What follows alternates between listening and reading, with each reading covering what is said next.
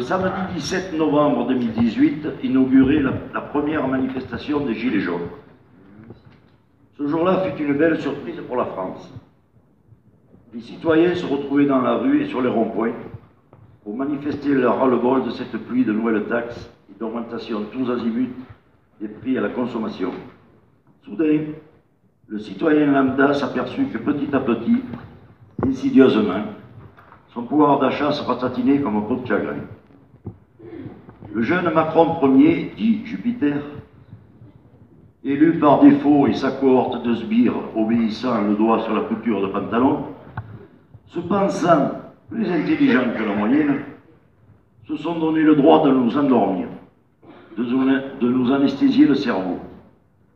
Un petit comité, enfermé dans leur palais parisien et quelquefois au Fouquet's, sur la plus belle avenue du monde, autour d'une flûte de champagne et d'une louche de caviar, dans une ambiance de fête et de franche rigolade, ces gens-là devaient se dire pérorantes à souhait.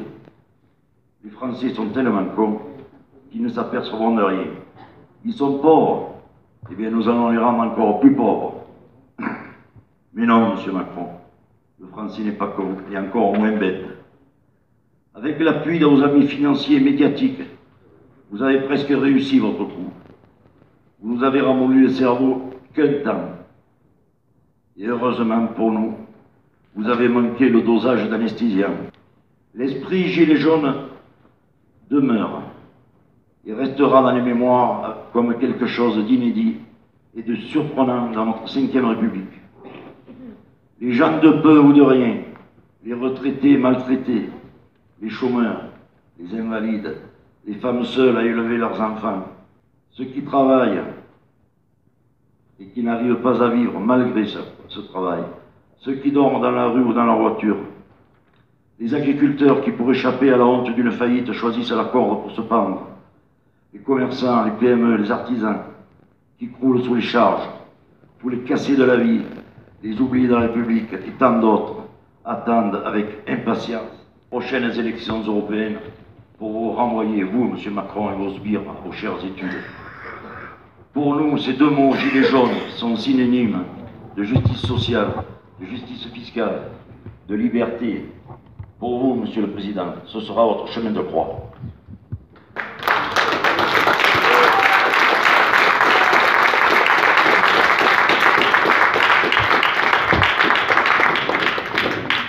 Je pense sincèrement que la première des choses, ça n'est pas le pouvoir d'achat, parce que ça concerne une partie des gens, alors que l'état de notre planète et la possibilité d'y survivre concernent la totalité de l'humanité. Ça, c'est un premier point. Le second, c'est que je me suis fait un constat qui m'a paru assez simple, c'est que nous sommes dans un pays où nous n'avons pas de matière première. Or, nous sommes pillés. Le principe même de ceux qui cherchent à nous anéantir, non pas par goût, par plaisir, mais par effet collatéral, c'est de nous prendre tout ce qu'on a. Nous, on n'a pas de pétrole, on n'a pas de cobalt, on n'a pas de nickel. La politique du gouvernement, elle est très simple. C'est de, si possible, prendre la totalité de cette rivière d'argent qui a fonctionné au niveau des taxes et de la répartir selon les concurrences, les copains et les puissants de ce monde. Bon, par rapport à ça, il me semble qu'il y a une chose qui sera assez simple à faire, c'est de faire en sorte qu'il n'ait plus la possibilité de prendre cet argent. Voilà. Donc après, il faut trouver des solutions pour qu'il puisse plus fonctionner. Bonsoir. Tout à l'heure, JP a dit qu'il y a une bombe, c'est le bulletin de vote. Personnellement, ça fait plus de 30 ans que j'agis sur la consommation. Nous sommes des millions en France et des milliards sur la Terre de fourmis. Et s'il y a des gens aussi riches qui se sont donné autant de pouvoir, c'est nous qui leur avons donné ce pouvoir et ces richesses-là. Donc, quand je ne juge pas, je ne suis pas là pour juger qui que ce soit, mais simplement, moi, quand je vois la quantité de monde qui continue à aller dans les grandes surfaces, alors si c'est pour acheter des denrées alimentaires de base, pour manger, d'accord, mais quand je vois les sodas, les trucs qui... La mode est là pour nous ponctionner de l'argent, les loisirs sont là pour nous ponctionner de l'argent. Mais avant tout ça, cette ère de loisirs et de tout ça, on vivait bien autrement, on savait la nature, on la reconnaissait et du coup on la respectait. Parce qu'on était au contact de la nature. Maintenant, les gens sont déracinés. On a la chance d'être dans les Hautes-Alpes, la nature est quand même plus présente qu'au milieu de Paris ou de la banlieue ou même autour de Lyon. Mais notre consommation, on les met à genoux si on arrête de consommer comme ils nous demandent de le faire depuis des décennies et des décennies. Et quand je vois qu'il y a des gens qui sont prêts à tuer leurs voisins de fil pour acheter le dernier iPhone à 1300 €, mais j'hallucine, quoi. Et qu'est-ce qu'on fait à travers ça? Sachez qu'au Portugal, ils sont en train il y a un parc naturel au nord du Portugal qui va être détruit parce qu'ils ont trouvé du lithium ou je ne sais plus, qui va rentrer dans le téléphone portable. Mais essayez, parce que moi c'est ce que j'ai fait aussi, je me suis dit, mais à mon niveau, ce que je fais, quelles conséquences ça a? Moi, j'ai pas besoin d'entendre parler d'écologie et tout ça. L'écologie, elle est dans le cœur, elle est dans la tête, elle est en chacun de nous. Moi, j'ai pas besoin qu'on me dise, faut faire ci ou ça. Je suis adulte et j'espère que vous aussi. Et tous ces discours écologistes, c'est quoi? Au bout du compte, sachez, Gérard Larcher, sur Le Figaro, il a sur YouTube, moi je vais sur YouTube, je regarde plus les merdias depuis longtemps. Le 21 novembre 2018, vous savez ce qu'il a dit? Et même le journaliste l'a repris. Et Gérard Larcher a affirmé, il n'y a pas un seul centime de la taxe carbone qui va pour l'écologie. Où va-t-elle? L'écotaxe, vous savez, quand vous achetez l'éco-participation, surtout maintenant, on a une éco-participation, elle va profiter à qui? C'est du racket encore, c'est une taxe déguisée. Hier, j'ai pareil sur YouTube, alors je ne me rappelle plus le nom, c'est un journaliste des pays de l'Est, peu importe. Il était aussi sur Le Figaro, voilà.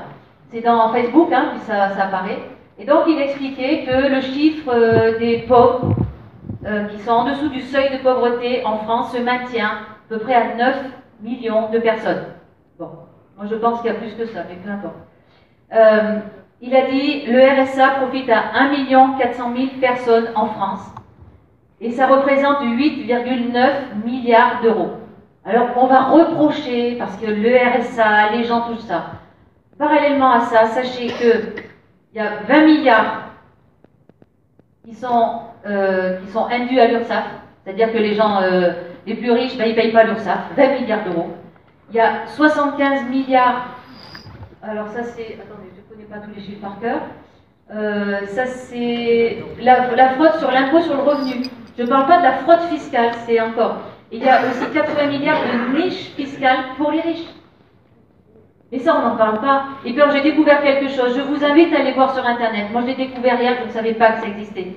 Ça s'appelle le shadow banking, les banques de l'ombre. Ça représente 1200 milliards par an en France. Ce sont des banques de l'ombre. Elles ne sont pas régulées. Et c'est nous qui allons sauter avec notre livret A, avec tout ça. Tous nos avoirs vont sauter, messieurs, dames. Alors, on parle du pouvoir d'achat, on parle de tout ça, oui, j'en ai conscience, mais il faut voir le fond du problème, Et ce mouvement des Gilets jaunes, il est en train justement de nous faire prendre conscience de ça. On se parle les uns les autres. Vous avez des infos, j'en ai, vous en avez, on se partage les infos. Et c'est ça qu'il faut. Il faut que ça fasse tache d'huile. Quand une voiture perd de l'huile et qu'il y a de l'eau, ben, l'huile, elle s'étale. Et c'est ce qu'il faut faire. Il faut vraiment faire une éducation à tous les niveaux pour faire prendre conscience aux gens de la monstruosité du système dans lequel nous sommes et qui nous fait croire que nous sommes libres, mais on est libre de consommer comme eux nous le demandent. Voilà. Je vais rebondir sur tous les chiffres que vous venez de nous donner et qui sont très éclairants, effectivement. Par contre, là où je suis beaucoup moins d'accord avec vous et avec l'interlocuteur précédent, c'est quand on parle de l'iPhone qu'on achète à je ne sais combien d'euros, moi je n'ai pas, d'accord, et que ce serait ça notamment une des grosses sources de la situation où on est, c'est-à-dire que les riches deviennent de plus en plus riches. Vous savez, madame, quand les gens consomment, c'est pas forcément pour acheter des iPhones. Si vous allez vous mettre ce que j'ai fait à la sortie d'un supermarché, la plupart du temps, les caddies, ils ne sont pas pleins d'iPhone. Ils sont pleins de produits de première nécessité. Et je ne sais pas si la majorité des gilets jaunes n'ont pas de souci d'argent, comme disait l'interlocuteur en premier, mais moi je crois que si. Et puis c'est pas la question des...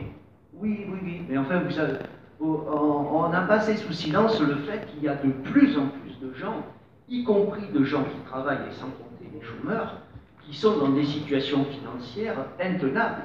Alors, la consommation, il ne faut pas simplement parler du caddie du supermarché, ou effectivement des trucs qu'on est amené à acheter parce qu'on est soumis à un pilonnage de la société actuelle. Il faut aussi parler, la consommation, c'est aussi la consommation médicale, par exemple.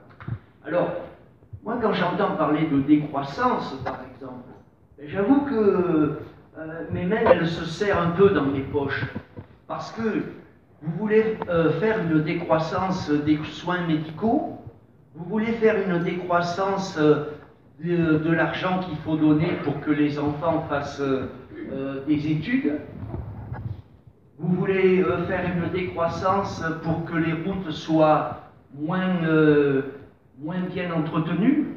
C'est ça les services publics. Alors ce mot de consommation, moi je veux bien l'utiliser, mais c'est vraiment quelque chose, le mot valise qui couvre tout et n'importe quoi. Les gens ont des besoins. Que certains besoins soient induits par la publicité du système, mais bien sûr, mais il n'est pas là le fond du problème. Une expérience personnelle. Premier bulletin de salaire, 1976, différence entre le brut et le net, 12,04%.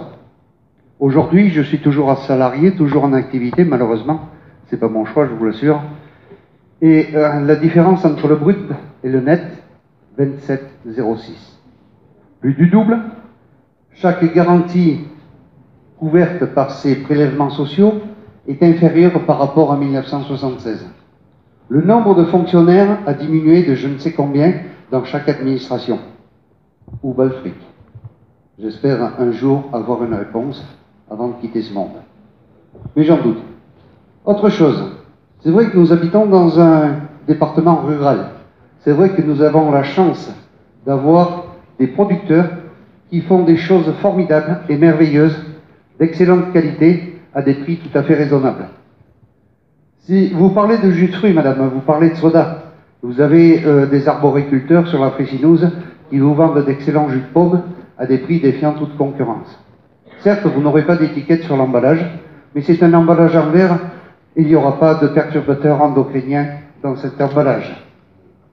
Vous avez, vous avez des éleveurs qui vont vous proposer des colis de bœuf, un colis d'une quinzaine de kilos, à entre 10 et 12 euros le kilo. Alors certes, vous n'aurez pas que du beefsteak là-dedans, mais tout est tout à fait consommable.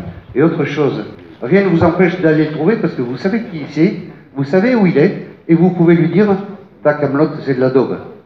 Mais je peux vous garantir, les connaissants, vous n'aurez pas à faire cette démarche. Alors, tout ça pour dire que, certes, il faut faire attention, mais il ne faut pas non plus nous prendre que pour des jambons. N'importe quel endroit, hein. Cet été j'étais dans le Midi, si on veut bien consommer, on y arrive, il y a des AMAP partout, des associations de mouvements agricoles paysans, et je parle pas assez près, bon, des AMAP, et je trouve qu'on marche bien de partout. Non, moi ce que je demande c'est une taxation moindre, justement sur les produits bio et sur les produits locaux, voilà. Je voulais juste vous préciser que sur Gap, il s'est ouvert un magasin qui fait du sans emballage et qui s'appelle du Day by Day. Donc voilà, déjà pour éviter les emballages, ce serait déjà pas mal. Plage en Marseille. En plein centre-ville de Gap. C'est pas raté. Juste petite précision. Je voulais juste revenir sur l'idée d'opposition ou de séparation là, des requêtes et des demandes là, entre le pouvoir d'achat et l'écologie. On le voit sur nombreux panneaux dans les manifestations, fin du monde, fin du mois, fin du monde, même combat, et c'est la même chose, parce que simplement pour lutter contre cette fin du monde, entre guillemets, il faudrait qu'on isole tous nos bâtiments, toutes nos maisons, les propriétaires pour les locataires, mais les propriétaires pour chez eux, etc. Tout le monde devrait isoler, et je travaille dans la partie, l'isolation d'un bâtiment, ça coûte très cher. Donc il faut surtout pas opposer fin du mois et fin du monde, parce que c'est le même combat, et sans résoudre la question de la fin du mois, on court directement à la fin du monde. Là, ils viennent de nous créer de nouveaux robots pour garer des voitures. Ça coûte 6 € pour garer une voiture. Mais si vous calculez, on pourrait employer 10 personnes pour garer ces voitures. Donc je voudrais qu'on mette ça devant les grands de ce monde et qu'on leur demande d'arrêter de tout robotiser, que c'est eux qui créent le chômage. C'est ça qu'il faut. Voilà. La dame de devant m'a dit tout à l'heure, c'est que je pense qu'on a beaucoup de pouvoir dans nos mains de toute façon. Et que la robotisation, si elle existe aussi, c'est parce que nous en servons. Moi, j'ai jamais pris de timbre à la poste. Depuis qu'il y a des machines, je leur dis, moi, j'ai ni argent liquide, ni carte bancaire. Donc, du coup, on me sert puisque je peux payer qu'en chèque. Donc, voilà, je pense qu'à différents niveaux, on a des possibilités, des responsabilités. Par exemple, ce que vous avez dit tout à l'heure, à se servir de votre téléphone portable pour je sais pas, pour regarder les produits, quelle valeur ils ont, etc. On sait très bien que le calcul n'est fait que par rapport à un pourcentage.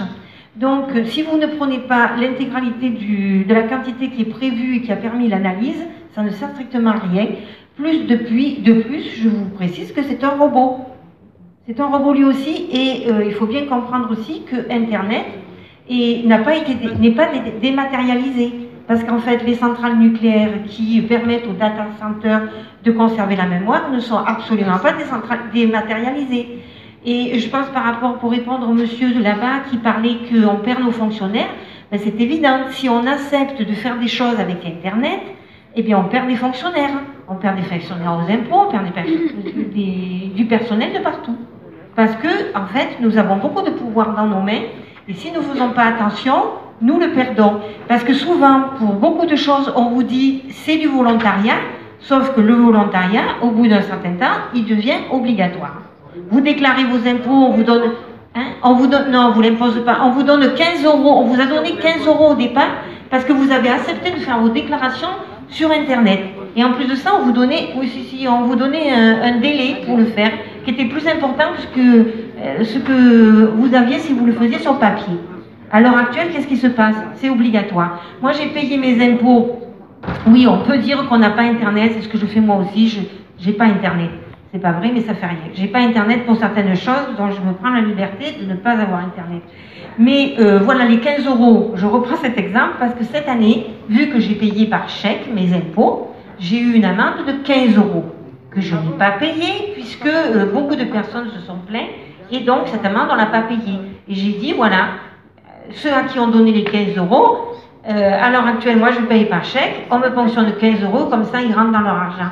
Mais ce que je veux dire, c'est qu'on a vraiment les pleins pouvoirs. Il y a des choses qu'on peut refuser.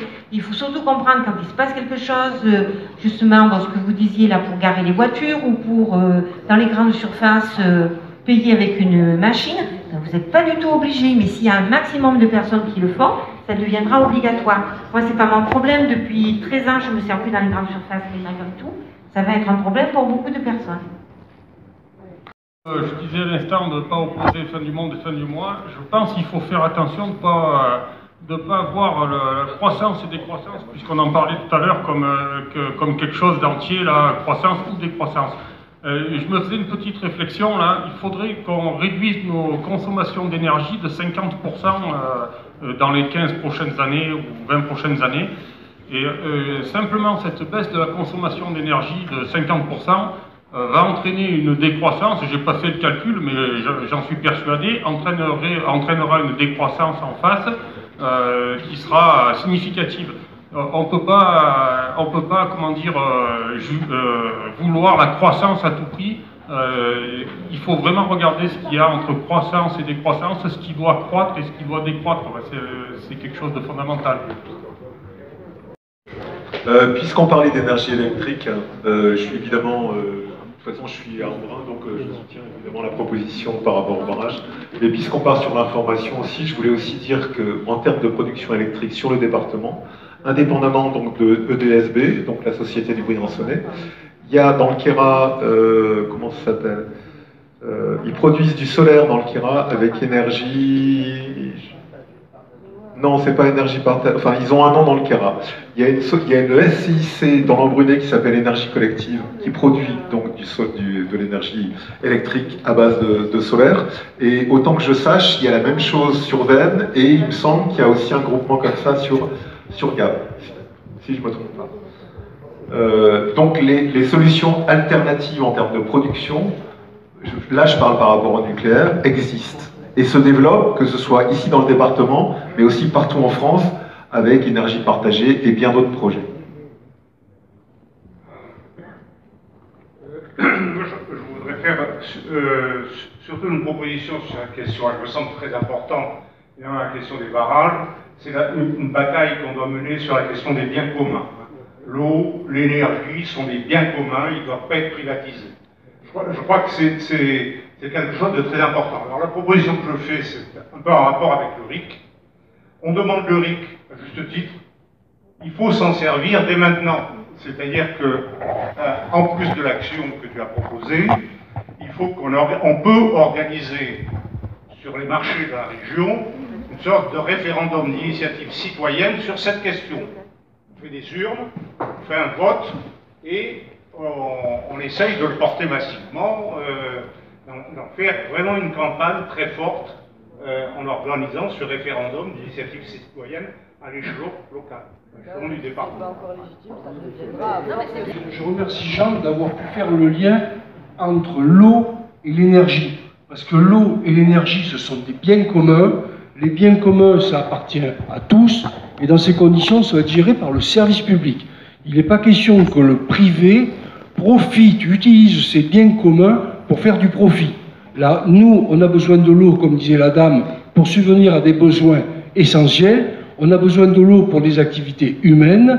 L'énergie, c'est la même chose. Ça doit être géré par des services publics. C'est toute la valeur de ce qu'a porté le Conseil national de la résistance. Et pour la question de l'eau, effectivement, c'est un combat qu'on peut mener aussi au niveau local, puisque vous savez que les multinationales de l'eau, que ce soit Veolia, que ce soit la Lyonnaise des Eaux, ont capté le marché de l'eau en France. Mais il existe des alternatives qui sont les régies publiques de l'eau. Une commune, une collectivité peut décider, sous la pression des citoyens, de faire un retour en régie publique. Il suffit de mettre un terme à la convention, à la concession qui le lie au service privé. Pour rappel, c'est un clivage qui dépasse largement les communes de gauche ou de droite, puisque dans les deux cas, des communes ont fait le retour en régie publique, parce que tout simplement, on a constaté que lorsqu'il y a un retour en régie publique, c'est-à-dire géré par les services publics, l'eau coûte 20% moins cher que lorsqu'elle est gérée par le public. Nous, citoyens, par le privé. Nous, citoyens, on peut agir. Des actions ont eu lieu sous la pression des citoyens. Des collectivités ont remis l'eau en régie publique. On peut faire ce travail-là. Et je remercie Jean d'avoir pu faire le lien entre les deux. Je voudrais juste terminer sur une question. Jean parlait de la privatisation possible du barrage de Serponçon. Moi, j'ai entendu dire que dans le sud-ouest, sur la rivière Dordogne, des barrages avaient été privatisés. Est-ce que c'est confirmé ou pas? Ou est-ce que c'est uniquement l'état de projet? Est-ce que des barrages en France sont déjà passés sous la coupe du privé? Il y a des conventions qui sont passées entre les régions, le préfet, etc. Ça se passe, on va dire, entre gens du service public. Quand du moment que c'est privé, que ce soit privé, ce que vous voulez, privé en scope, privé du moment que ce n'est plus un service public unique, et forcément, il faut contractualiser. Il faut faire des conventions. On fait des conventions. Et tout est marqué, et tout est réglementé. Et en fait, ça pose plein de problèmes. Voilà, plein de problèmes d'usage, etc. C'est que, notamment pour l'agriculture. Les agriculteurs vont payer l'eau. Parce que Serponçon, je veux dire, fournit 200 mètres cubes seconde à l'agriculture, alors que dans le contrat, c'est 114. Mais EDF laisse faire. Quand ça sera un privé, ça sera plus la même. Voilà. Donc, cette notion que je trouve importante, c'est que ça soit public. Ça appartient à tout le monde. Une convention, le problème d'une convention, le privé peut dire, moi l'eau, je décide d'en faire ce que je veux, donc les gens, s'ils ont soif, ils vont boire ce qu'ils veulent. Merci, José. Alors, on nous fait l'apologie de l'électricité solaire. C'est vrai que c'est formidable, c'est une énergie renouvelable qui ne coûte rien, et ceci et cela. Par contre, à l'heure actuelle, personne n'est en mesure de recycler les panneaux solaires arrivés en fin de vie. Premier problème. Deuxième problème, quand vous avez des champs de panneaux solaires installés sur le sommet de nos collines, comme là-haut du côté de Piégu ou du côté d'Aspromont, là-bas, vous avez des hectares entiers qui ont été déboisés. Alors, je ne sais pas si le bilan écologique est positif ou pas, ça reste à voir. Et non seulement ça, mais en plus, il a fallu construire des voies d'accès, et c'est pas pour des trottinettes, puisque le matériel qui est installé là-haut arrive avec des convois exceptionnels. Donc, pour ma part, je suis assez réservé sur l'énergie venant du solaire. Moi, c'était juste une précision. Je suis d'Embrun, donc je soutiens complètement aussi l'action des Gilets jaunes d'Embrun sur la défense du barrage. Je voulais juste répondre au monsieur sur Veolia, parce qu'il y a eu un mouvement citoyen, justement, qui s'opposait au moment de la création de la régie municipale de l'eau sur Embrun. Il y a eu 2000 signatures, c'est-à-dire, on va dire, plus que la moitié des citoyens. Et finalement, nous payons l'eau beaucoup plus chère en Embrun à cause de l'assainissement qui est toujours géré par Veolia. Voilà, c'était pour dire que si jamais, parce que je sais que sur Gap, tout ça, j'ai lu des choses il y a quelques années, que tout le monde cherche à passer en régie. C'est une très bonne chose, mais il faut être très prudent. Voilà, ça c'est le premier point. En plus, sur l'énergie électrique, c'était juste une petite précision. Je pensais que, par exemple, sur le torrent de Réalon, il vient de se créer une entreprise privée pour faire de l'électricité à partir de l'eau du torrent de Réalon. Donc, je pense, c'est pour ça que cette action sur la question de l'usage de l'eau, c'est pas rien. Solaire photovoltaïque soit producteur de déchets. C'est une erreur de jugement. Ça se recycle très bien. Tout est recyclable dans un panneau solaire, les cadres aluminium et surtout les cellules elles-mêmes qui sont très chères et dont on fait recyclage systématiquement aujourd'hui, refondues dans des cônes de silicium qui vont être à nouveau retranchés pour reproduire de la cellule. Donc il n'y a aucun problème de recyclage sur le solaire photovoltaïque. Dans le Gap, et puis partout ailleurs, vous avez bien remarqué qu'avant il y avait des fontaines qui coulaient, et ça coulait naturellement. Maintenant c'est de l'eau qui est recyclée. Parce qu'il y a une loi qui est passée, peut-être sous Sarko ou Chirac, je ne sais pas, toutes les sources doivent être reliées au réseau de la commune. Et maintenant, c'est Rothschild qui rachète toutes les eaux. Si Rothschild investit là-dedans, c'est qu'il y a du fric à gagner. Et ça rejoint un peu les craintes de ma collègue, là. Il y a du souci à se faire. Alors les communes, comme moi j'étais dans le Kiral, l'automne, les communes qui ont encore des bassins qui coulent naturellement, il faut se mobiliser pour empêcher les communes de relier ça au réseau, parce que l'eau qui coule dans le bassin, elle sera toujours à la portée de tout le monde. Voilà. Et pour faire une proposition et rejoindre le premier intervenant, là, moi, ma proposition, c'est que tout le monde, pour lutter contre justement Rothschild et tous les banquiers, c'est que tout le monde retire tout son pognon de toutes les banques. C'est la meilleure façon de les mettre à sec et au moins on ne pourra pas nous piquer cet argent. Voilà. Merci. comme pour les biens communs, il ne devrait pas y avoir de taxe locale, enfin de taxe de quelque sorte que ce soit, sur l'eau et son traitement. Je reviens sur le solaire, les centrales solaires avec plein de panneaux juxtaposés dans les bois ou dans les champs, bien sûr c'est une aberration, mais le soleil il est partout et à tout le monde, donc par contre c'est une énergie qui doit être déconcentrée, qui doit être individuelle sur les toits des maisons ou dans des petites...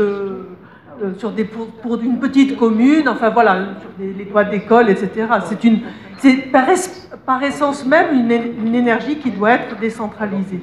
Et donc, on est dans une société où ce sont les grosses sociétés qui font la loi et qui achètent tout, et donc qui font du grand partout, donc des éoliennes, des champs d'éoliennes, des champs de centrales de panneaux solaires, donc voilà.